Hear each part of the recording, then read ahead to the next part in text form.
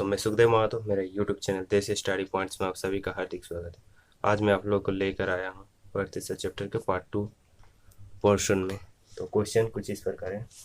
यदि किसी विद्यालय में 70% विद्यार्थी लड़के हैं, बॉयज़ यानी लड़के लड़के 70% है, तो हम लोग को पता तो चल ही रहा है गर्ल्स कितना है, यानी लड़की हम लोग का है 30% है, तथा लड़कियों की संख्या 504 है और लड़की कितने हैं टोटल 504 है।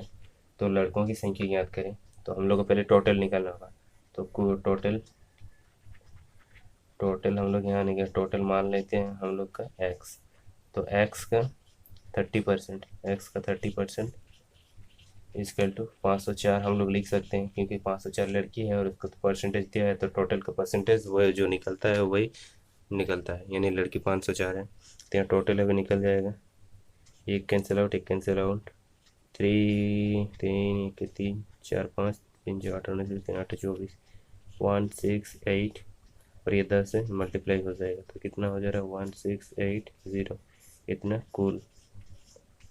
कुल विद्यार्थी अभी बोल रहा हूँ लड़कों की संख्या। तो कुल विद्यार्थी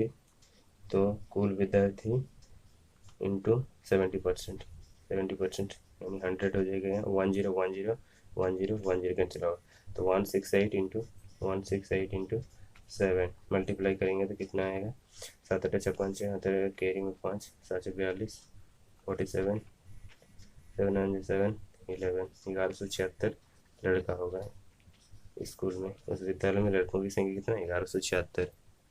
फिर अलग टाइप का क्वेश्चन लेकर आए हैं। इस टाइप के क्वेश्चन एक कराए हैं, फिर भी और एक क्वेश्चन करा रहे हैं जिससे आप लोग का डाउट क्लियर हो जाए। एक घन की प्रत्येक भुजा में 50% की वृद्धि की जाती है। एक घन है जिसके प्रत्येक भुजा में 50% की वृद्धि की जाती है।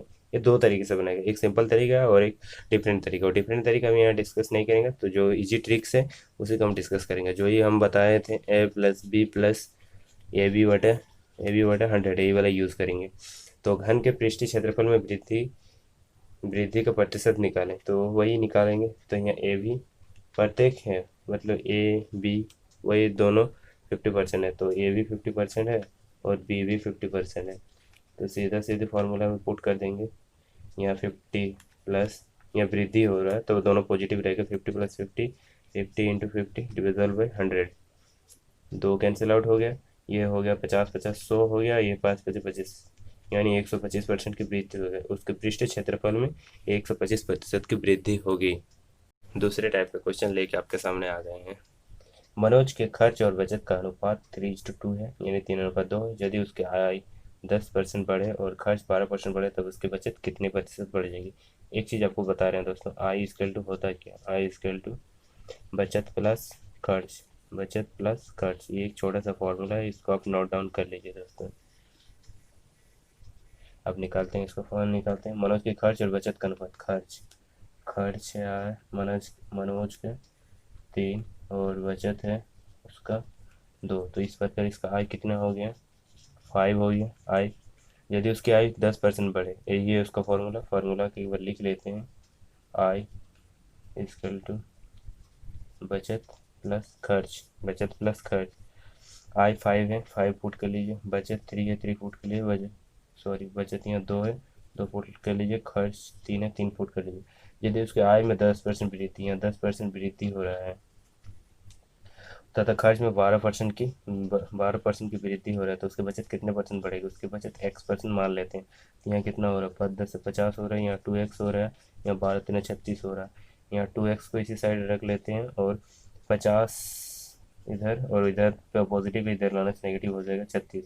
यानी 2x बराबर कितना हो जाएगा, घटने से 6 4 10 शून्य आते लगे, 3 4 1 5 14 हो रहा है, यानी कैंसिल आउट करेंगे 7 हो रहा है।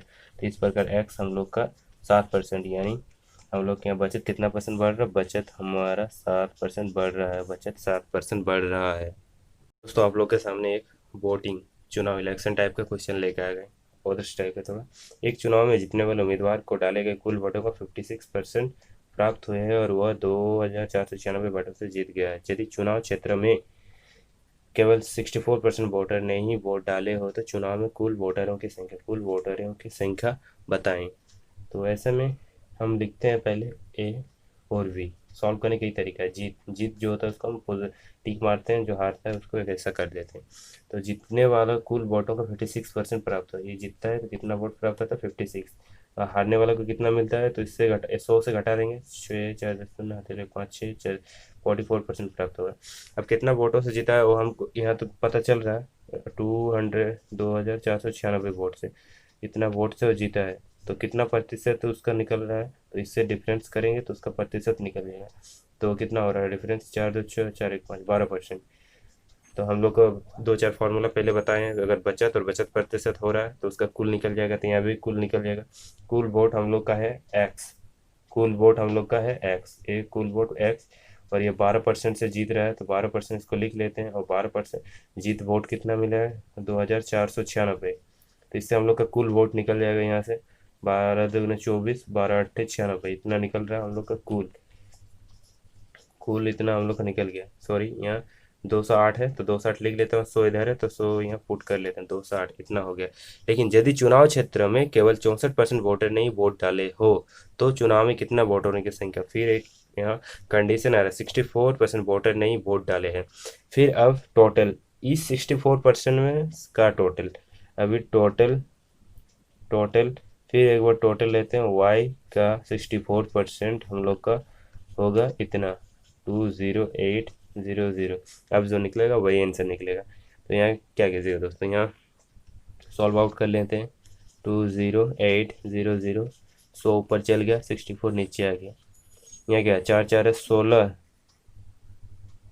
4 4 16 4 64, यानी 16 नीचे होगा, यहाँ 25 ऊपर होगा, 4 का डिवाइड होगा, यहाँ 4 4 16, यहाँ कितना 4 से डिवाइड होगा, 4 4 16 17 18 19 20, 4 4 16 नहीं सॉरी सॉरी, यहाँ 4 5 20, 4 दूने 8 2 0, फिर 4 से डिवाइड होगा, 4 के 4 एक 5, 4 3 12 2 0, इतना हो रहा है दोस्तों। देखिए आराम से 1300 मल्टीप्लाई 25, इसको मल्टीप्लाई कर लेते, 25 और 13 का मल्टीप्लाई, 3 5 15 5 हथेली 6 के साथ 1 5 5, 1 2 में 2 5 7 5 12 2 हथेली 3, यानी 3 2 5 और 2 0।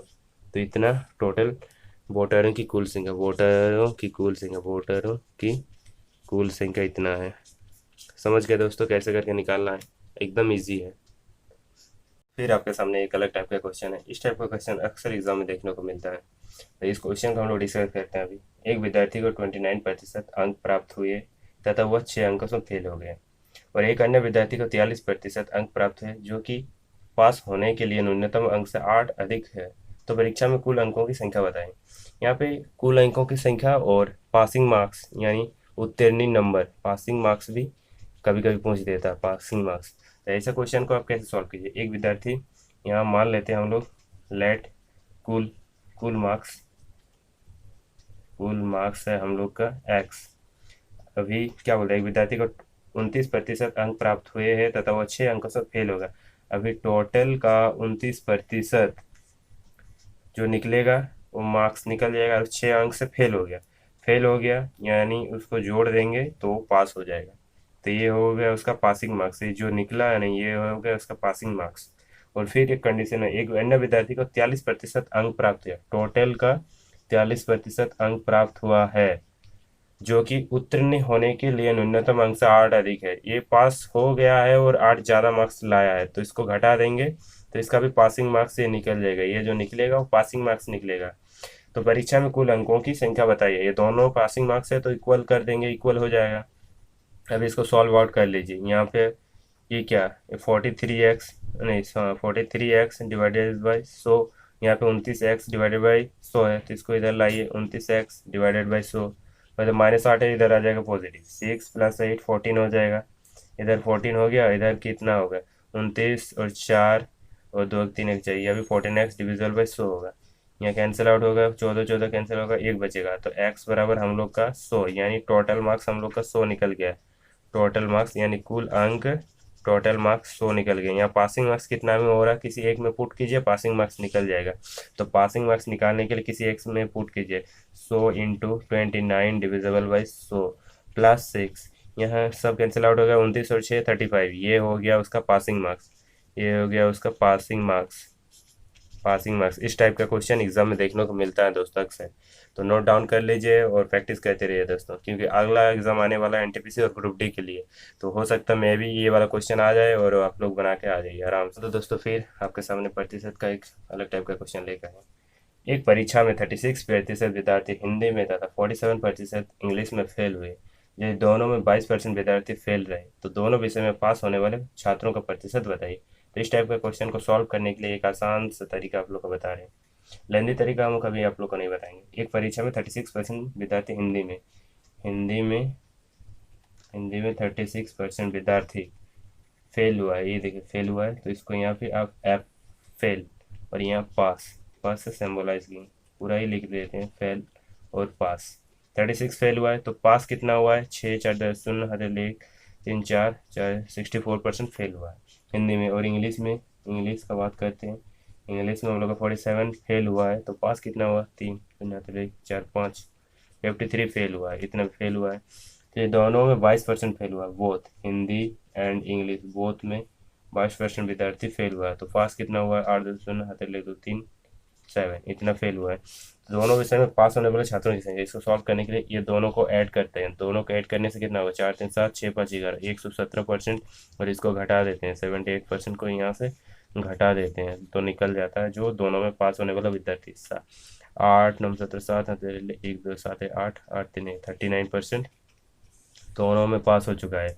दोनों विषय में पास होने वाले कैंडिडेटों की संख्या, दोनों विषय में, दोनों सब्जेक्ट हिंदी और इंग्लिश विषय में पास होने वाले की संख्या, दोनों विषय में पास होने वाले छात्रों की संख्या, होने वाले छात्रों की संख्या, होने वाले छात्रों की संख्या। ये एक छोटा सा तरीका है, इसको आप देख लीजिए दोस्तों और सीख लीजिए।